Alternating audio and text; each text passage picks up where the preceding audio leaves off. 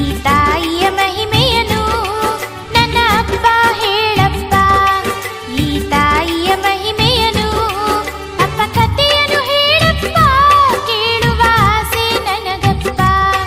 ಅಪ್ಪ ಕಥೆಯನ್ನು ಹೇಳಪ್ಪ, ಕೇಳುವ ಆಸೆ ನನಗಪ್ಪ.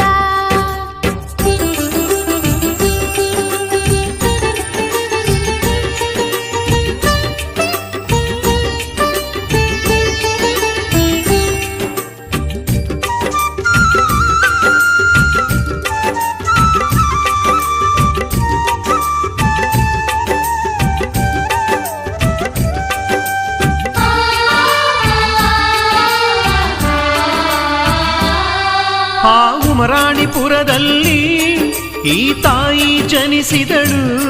ಲಿಂಗಮ್ಮಳಾಗಿ ಬೆಳೆದು ಜ್ಞಾನದ ಗಂಗೆ ಹರಿಸಿದಳು.